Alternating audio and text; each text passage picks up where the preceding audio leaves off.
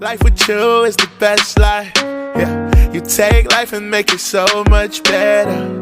Life with you is the best life. I'm living my best life with you. What's up, you guys? This is your boy, Michael. And this is your girl, Erica L. And we are Beauty, Life, and God podcast. Yes. So let's talk today. Today we're going to talk about a very serious topic today. Very serious. Our topic today is going to be talking about Dear Younger Me. We're going to explore some things. You might see us. Just go on a journey with us. That's all we're going to say about it right now. So what do you think? Let's give the people what you think Dear Younger Me is talking to you about. Ooh, y'all, come on in for this. Dear Younger Me is really a statement within itself.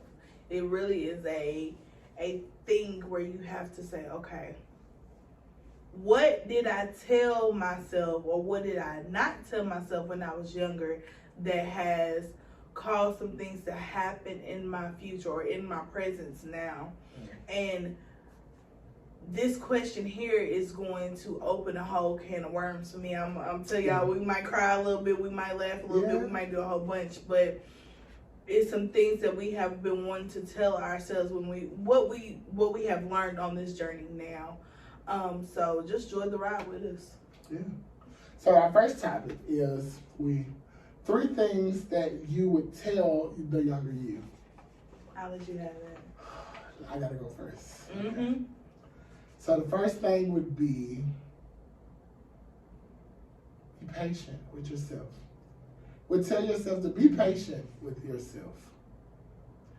Because a lot of times I feel like in my childhood I was always having to defend myself from people and defend myself that I was smart enough or I could do better or I wasn't this or I wasn't that. I wasn't bad. So I had to prove that I was godly enough to not be bad. Okay. Or to even be worthy to have people to say, I'm proud of you. Have enough patience in yourself to know that you're okay. The things that you've been through would not deter you in the long run if you just be patient. So thinking on back of those certain things that you told yourself or you're telling yourself now, what made you feel that you couldn't do those things? I think a lot of it was a lot of people just deemed me to be. I never had the grace from people. God always gives me grace. God has always given me grace. But I feel like a lot of people either saw me as really saved or really bad. It was never an in-between, oh, he all right, he'll be all right. Now, I did have certain people that did give me that, and they let me be who I was in all of me. But a lot of people deem me as bad. Like, if you go through it, they'll be like, oh, I remember how he used to be. Yeah, that's how he used to be. But that's one thing that I want to tell myself, too.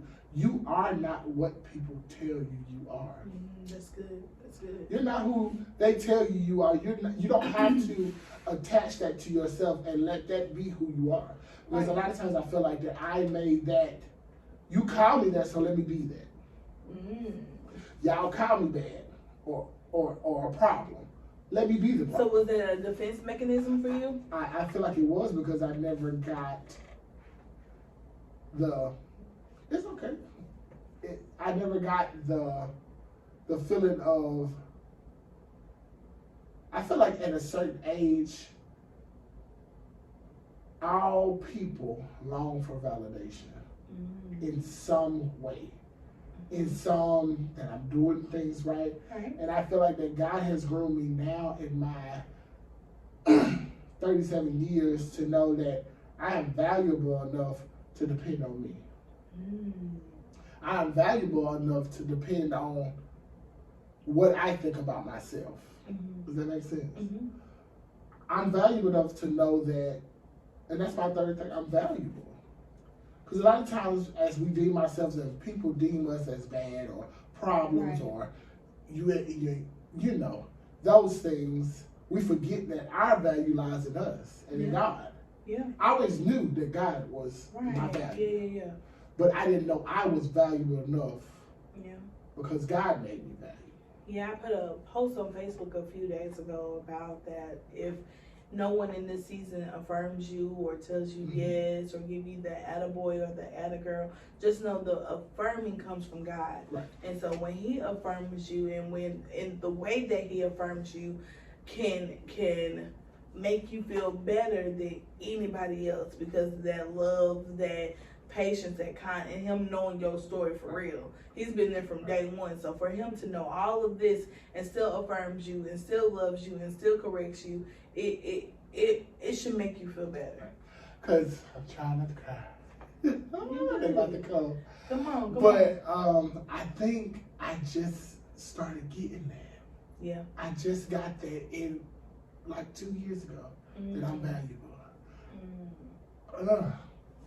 Like I just figured out, Jamarca, you are worth everything.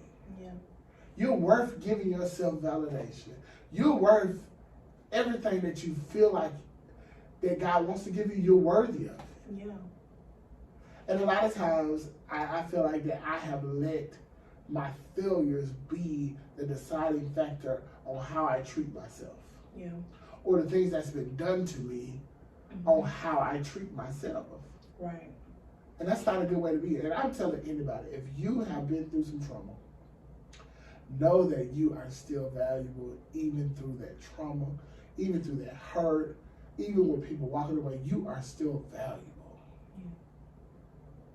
Yeah. And as believers, the start of our belief comes in what Jesus Christ done for us. He died for all of our sins. He died for everything for us. So when we get that factor in our mind, of course we hear it, we understand it. We're like, oh yeah, he did die for my sins. But the magnitude of our sins, the magnitude of the things that has been done to us, and the things we have done ourselves, he died for all of that. So the fact that we are saying, God, you really died for me. Jesus, you really died for me, in a place of, I don't like myself today. You died for that. I don't feel like I'm worthy enough. You said I died for that. Right. That's crazy. So we have to really understand that we are priceless in God's eyes. We are literally the thing that he said, I will sacrifice my own son. And with you saying that, before you say your three things, I want to say that with me, it's always, like I told you, the song that says, I don't want a form of godliness, I want God. All I've ever wanted was God.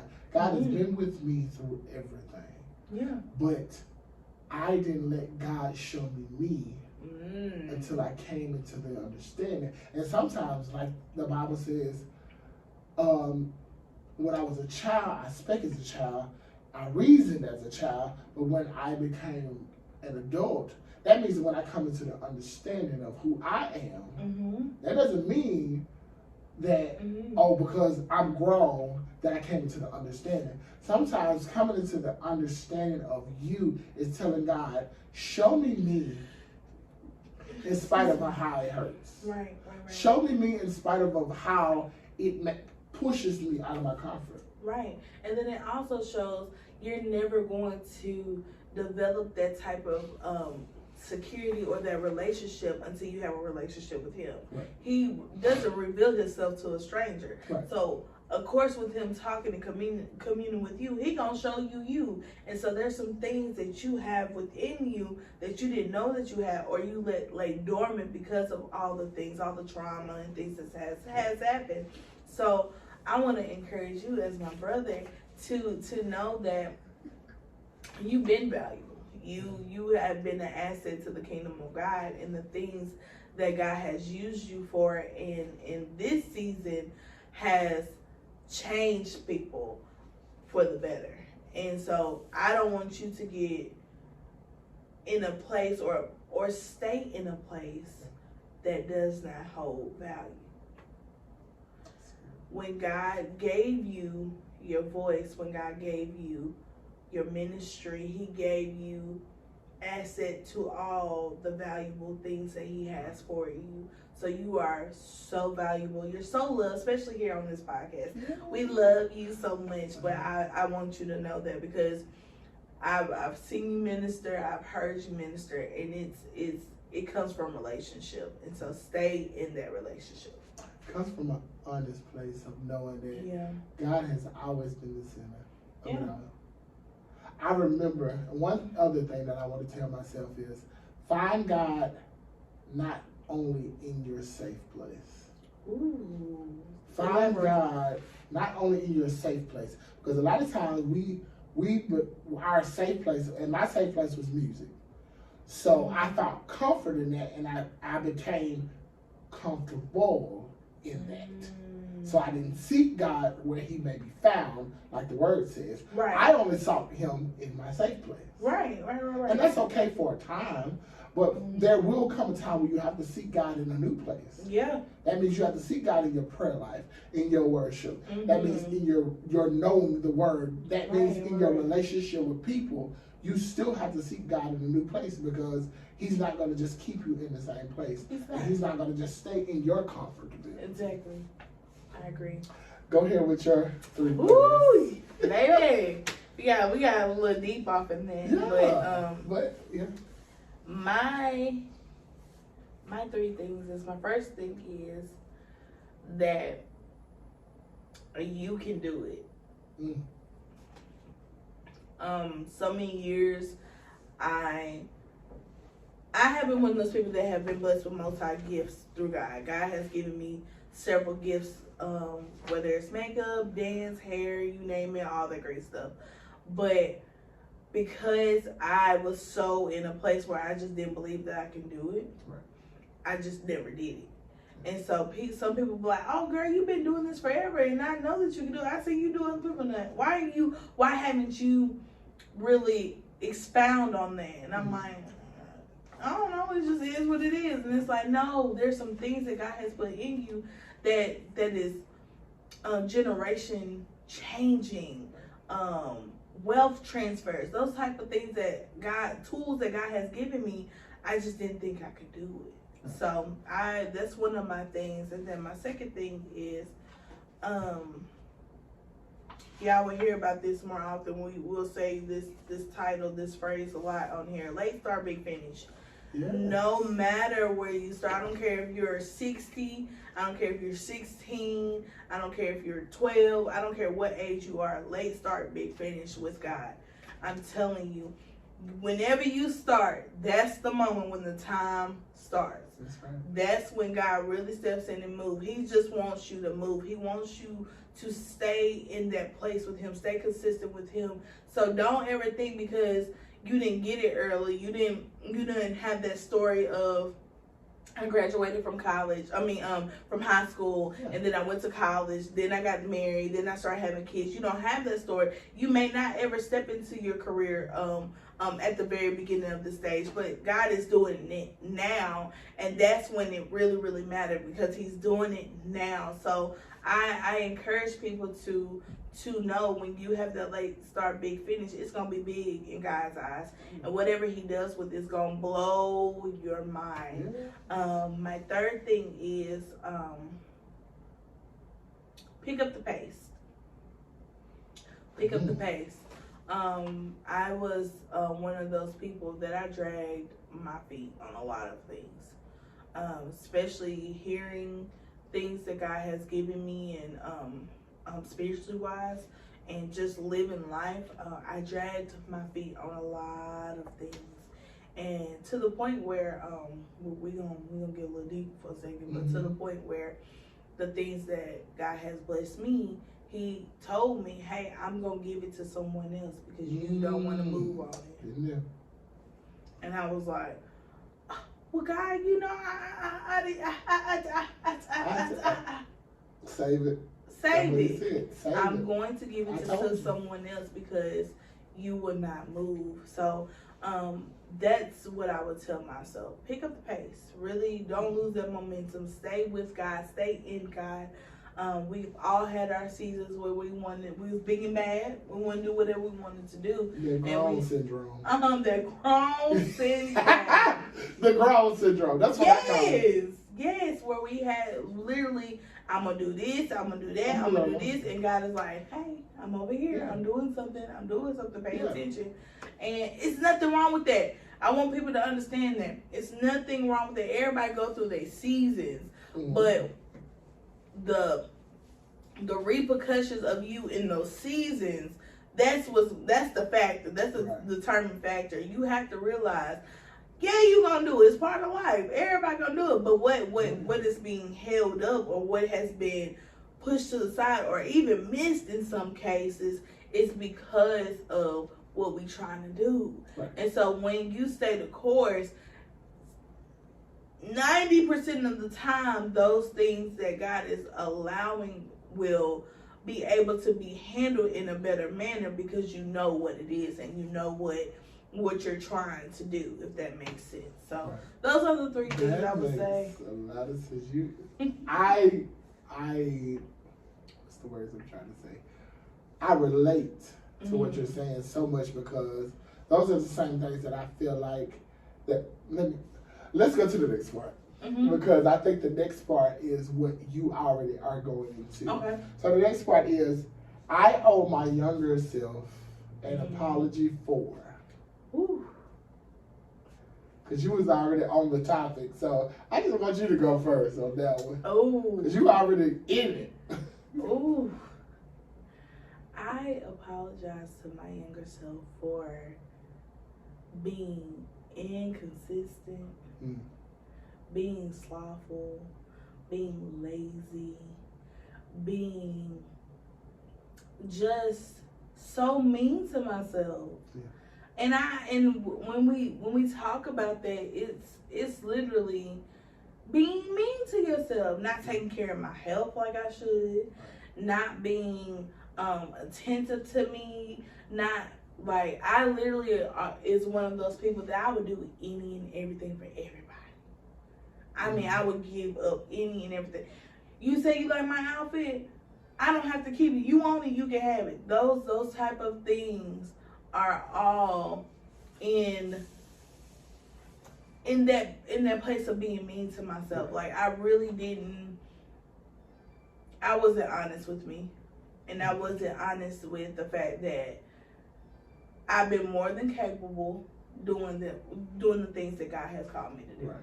So yeah, I apologize to myself for that, and I'm trying not to get emotional. That's why I'm doing all this carrying on. Fine. Go ahead. But yeah, I was mean to Erica. I did some things to Erica. Why? Because Erica, at one point of her life, she didn't accept who she was. Now, I'm talking spiritual wise. Yeah. In the natural, I've always been bold. I've been always that girl, like that girl. You've been and that I've girl. been cool with everybody. I don't need no strangers. I take it. I'm like my grandma. I'm taking cat, dog. I love everybody. But in those secret times, in those secret places, I really didn't say, okay, Erica, what do you need? Right. Like, and why do you need it? A lot of people don't understand what they need. And I'm in the season of my life where I need to understand, why do I need this? Right. And I know God gives me everything. I know my mama, she the one who put it in me. My mom and my grandmother have always showed me to be strong and be a woman. But I just had some seasons where I was just like, dang, I don't feel like that. I don't feel like I deserve that. I don't feel like I should do that. I don't feel like they gonna go to them more than they gonna go to me. So why even try? I've had those moments. So a lot of people, I can see when people are in those moments, I have to say, no. Yeah. Let's do this, because you're valuable, as like you said. Oh, what about you, brother? I apologize to myself for letting my hurt hold me back. Because I feel like a lot of times I was hurting in plain sight. Ooh. with people. Like, I was so worried about, why don't nobody see me hurt? All of this, and my favorite song is a song by Daryl Coley, and it says, God heard my silent screams. But I was so worried about why people, that now, even now, there are certain things that I just don't want to let go. There are certain things that I feel like I deserve an apology for. That's why I won't let it go. And it's still, there's things that I've let go, but there's certain things that I'm still like, God, and God told me this year, because I asked God myself, show me me. Show me who I am in spite of everything, in spite of me not wanting to know. And he even I asked him one time, I said, God, if I let go of all the hurt, who would I be? I'm scared of what's over getting over the hurt. Not where I am now, because I'm safe right here. Yeah. I'm scared of what's going to happen if I let it all go and God really uses me. With no restrictions. So with that type of measure, why not let it go? What is causing you to say, me? Me.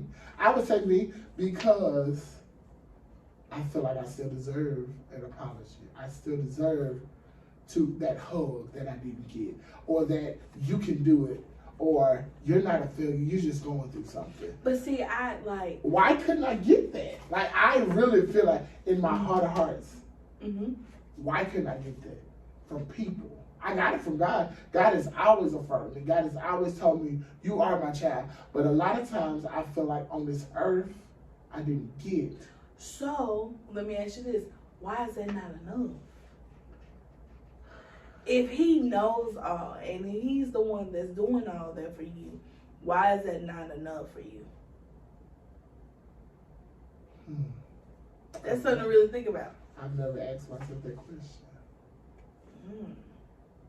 Because there's times that I have done things where I'm like, I know God, and I know the word, and I know this is what he says about me, but why do I feel like the need, or that's not enough? Like, it's something that's not registering in, I want to say, in our personal life that is reflecting that. You know what I'm saying? And for New Year's, I had, my slogan was me versus me.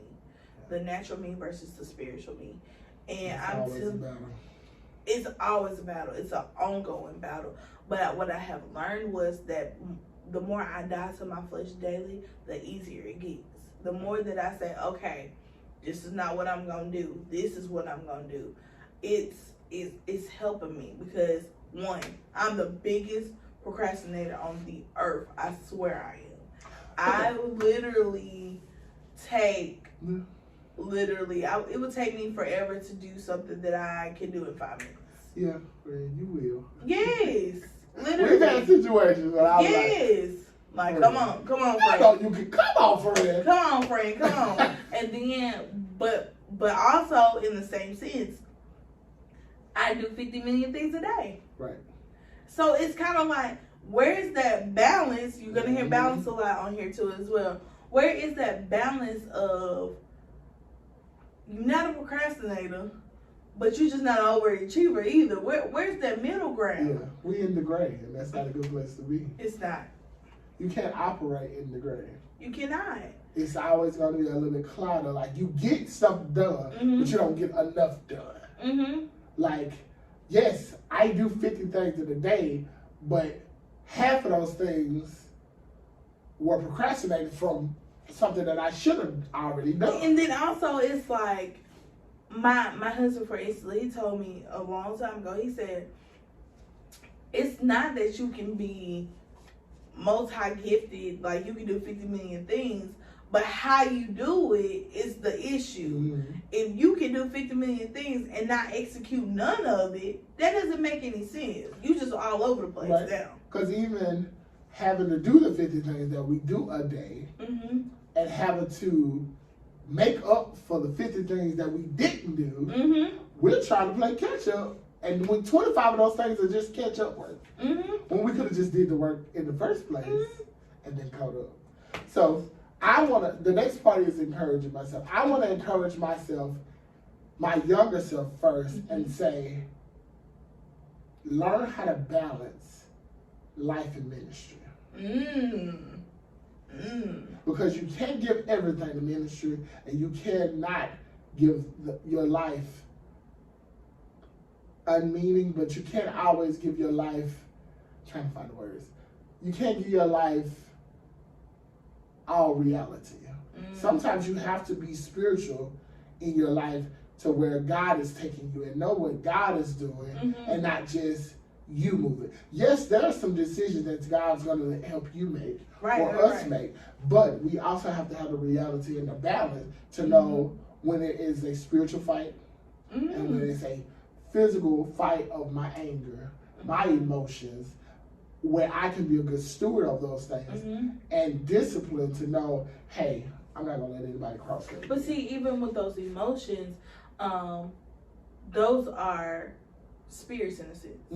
And so when you kind of, on the spiritual side of, when you get that aspect of this is a spiritual fight instead of a natural fight, it kind of, I guess it's just me, it kind of eases the hustle bustle about it, because I'm starting to recognize what things are, you know what I'm saying? I think that for me, a lot of it is, I can tell when I'm being fleshy. Yeah. I know I used to be the type of person that could tell my spirit, hey, go sit down. The flesh gonna handle this one. My flesh gonna handle this one. Don't worry about it. You sit down, because you hold it. Let my flesh handle this one. Oh, talk about that. I literally used to could go from here to here and as fast as a Corvette, because my anger has I've always let the trauma that I've been through and the things that I've been to drive my anger.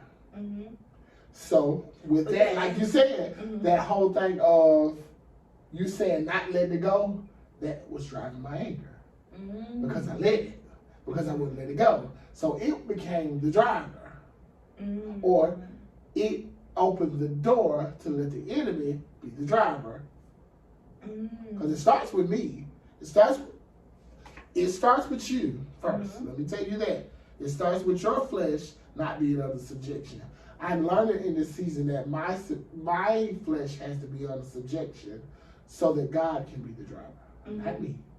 Because then when I get over there in the driver's seat and try to drive, the enemy and all my feelings in the back seat, knowing what I'm going through, and they get in the car. Then I get so tired, I let them drive. And they just all over the road. Passing 18-wheelers right in front. They just doing everything. And I'm just sitting there letting them. I see it. I see the destruction. Because it says he comes to steal, kill, and destroy. So that means the things that I'm going through, I've let my flesh overwhelm, because I always call myself a rolling ball. It sometimes takes me a long time to get mad, but when I'm there, I'm still boiling. So don't touch me. Don't put your hands on me, because I'm still going to burn. But I'm learning now boundaries to the point where I know when to step away quicker.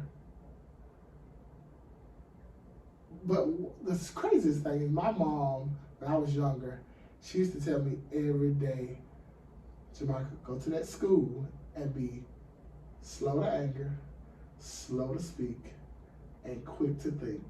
And she always told me, don't let a fool make you act a fool, because at the end, you're going to look like the fool. Not them. Not them. Have you ever clowned on somebody so bad, but they started it? Yeah. But your actions is the only one everybody sees. You acting like the fool. And they, what did I do? Mm-hmm. You look like the fool. And I'm not calling anybody a fool. I'm just making that statement being known because sometimes our feelings can make us look bad, but also mess up our witness as Christians. Don't mess and up your I've done witness. that so many times. Me too. On Facebook. I've done it in live action. But I told this one guy, I will come see you and tell him everything you got. No, you didn't. Everything you got. Everything. I'm talking about slanging like. I'm dead serious. But I've come to realize that those people, I just can't be around. Or I have to learn to just nip it in the bud before it gets too long. Yeah. And then, or those people are assignments to see if you're going to pass it or not this time. I don't be wanting to pass sometimes. I'm just being honest. Let's be honest. Sometimes I don't want to pass. Sometimes I don't either. I've gotten better. I'm a whole lot better. So have I. But there's been some times where I was just like, I don't want to protect my witness. I don't want to be like the bigger person. I don't want to let the Lord fight my battles. I want to fight, and I want to drag. I want to kick, and I want to punch. But the season that we're in, the shift, the shift that we are in, is going to require you to be silent when it comes to certain things, especially with your people and with the people that are connected to you. It's sometimes, like they used to say, it be your own. Sometimes it be your own. And sometimes I have to look and be like, I'm not crazy in the bunch. You know what I'm saying? It's you. Like, you the problem. And you are the one that's causing me issues. Yeah. So, in order to protect my peace and protect my witness, protect what God is doing in my life, because I don't want to mess none of this up. I'm going to hush and I'm going to walk away. You got it. You got it. You got it, G. And then, but what a lot of people will say, that's you being weak. That's not you being weak. That's me being strong and putting my flesh in the chokehold. Because, baby, he want to get after you. He want to get after you. He wants to get in your tail. He want to get in your tail and tell you some ungodly things. And that comes with ministry. That comes with a whole lot of things. A lot of things you will see. Oh, I can clown the ministry. Nah, now. Right in the church. Oh, yeah. Nah, brother. I used to clown wherever I am. That's why I'm clowning it.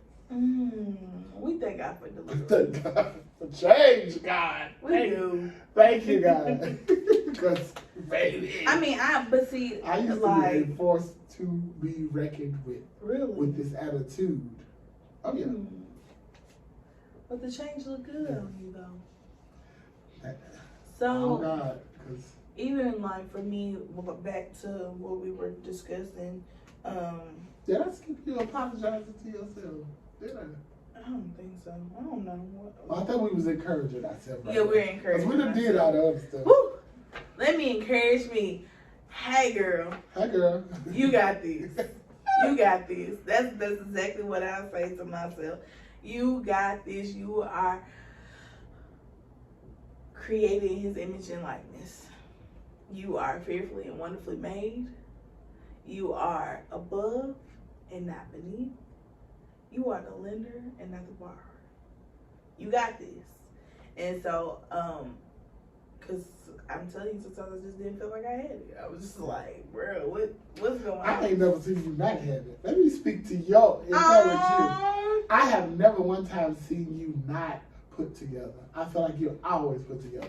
Oh, wow. I feel like you're always a person that walks in the prestigious gratitude and gratefulness and humbleness.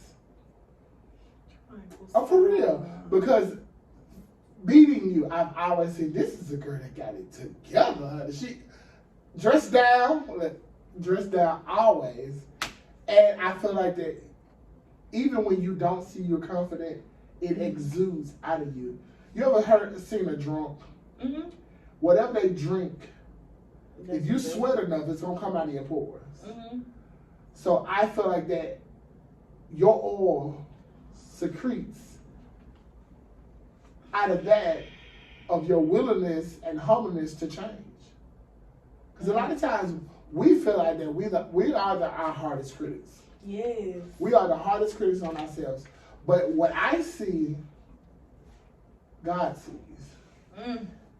Because sometimes He lets the outside see better than what we see in the inside. So I want you to be encouraged that you are put together. Thanks. You might have some flaws and some things that you need to work on, but you are put together. Thank you. So let me encourage you, brother. I don't know if I'm ready. Because we're going to go there. Okay. I'm a crybaby. So don't judge me. Please don't judge me. I am too. And I can't stand crying, y'all. It makes me so mad when I cry. But hey, I'm learning that crying is a release. So you have to release. So I want to encourage you that, one, if you don't ever hear it, you are loved. You are important. You are enough. And what God has put in you, nobody can take that away.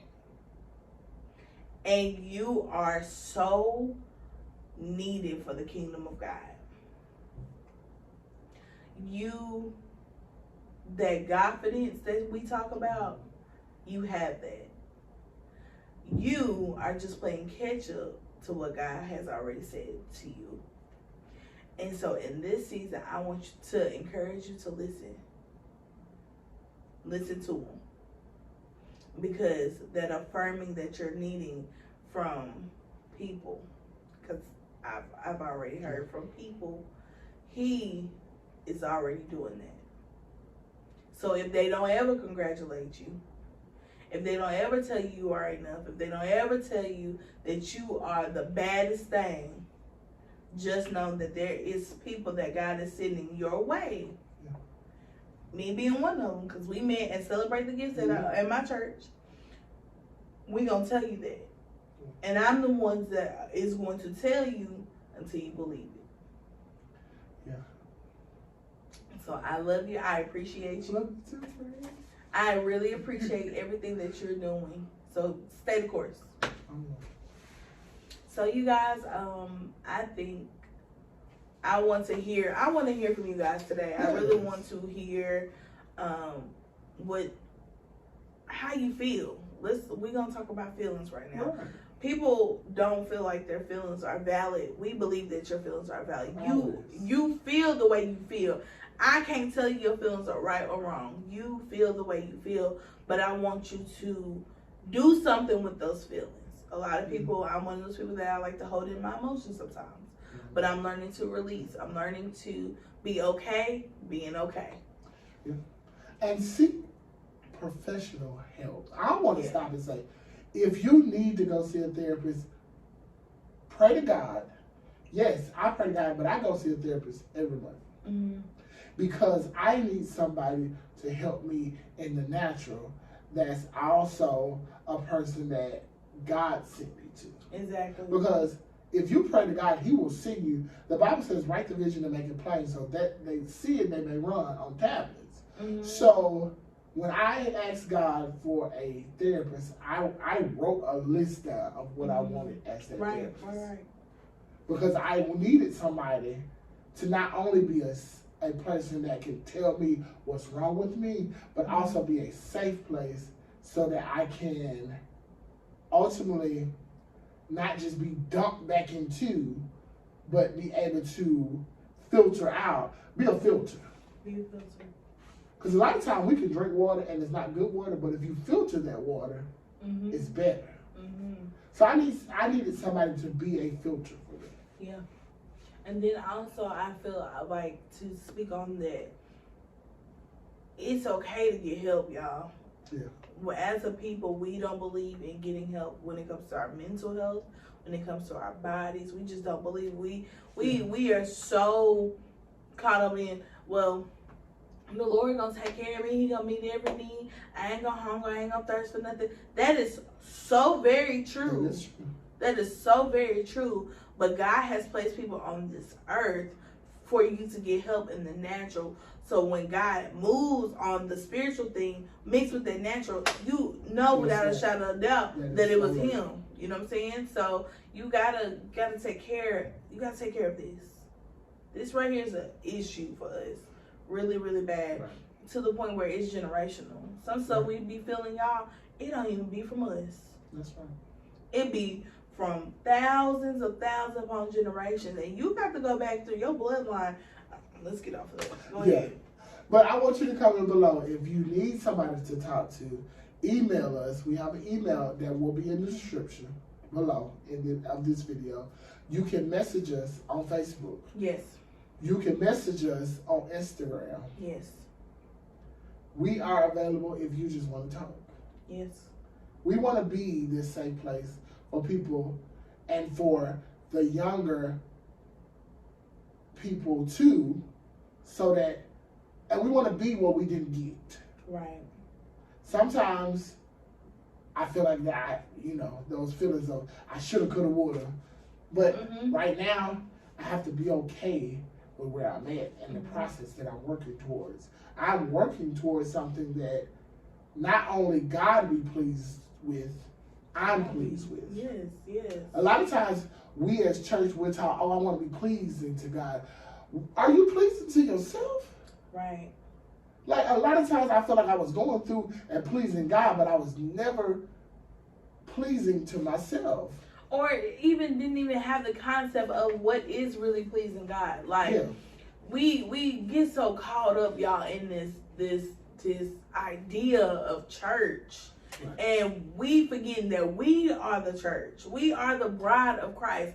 He loves us. And so when we get this together, y'all, this is the most important thing you can do, is get this together and get that together. Everything else is going to line up. But when you are implementing and you are doing things that are outside of what God has called you to be, or even what he has allowed you to be formed into, you are sending off a bad signal. But we get too deep. Yeah, we are. That's a whole other episode. A whole other episode. Yeah. But comment, like, subscribe. Yes. And we want to see your comments. We want to hear from you. Yes. So please like, comment, and subscribe. Follow us on Facebook. Yes. Jermichael Selves and Erica L is our page. All this will be in the description. Our Instagram is Beauty Life God. Yes. Our email, beautylifegod@gmail.com. Yes. Like, follow us for real. And then follow our personal pages. We have those. Yes. Everything will be in the description. So we want this to be a platform of safety. Yes. We want this to be a relatable place. Yes. But also we want it to be a healing place. Yes. We want to laugh. We want to, we're going to cut up. Oh, real bad. Just wait. Y'all ain't ready. We're going to cut up. But we're going to cut up in a way that keeps our humbleness and integrity. Yes. And I that's what I love about us, because we are, yes, you gonna hear about God, you gonna hear about Jesus, you gonna hear about the blood, but you gonna hear about life too. Yeah. We have to have that balance. Life be life. Woo! Life be life. I just want to be like, girl, go sit up in the closet real quick, because you are lifing right now. Get your life together. Life be lifing, y'all. Yeah. And it's okay, because we're gonna get through it together. Yeah. So this is Dear Younger Me. Dear Younger Me. I hope that you guys learned something from this. I hope that you guys enjoyed this. I hope that you guys really received our hearts in this. We cried a little bit. We got a little emotional, but we really. Tear too. Oh yeah, tear too.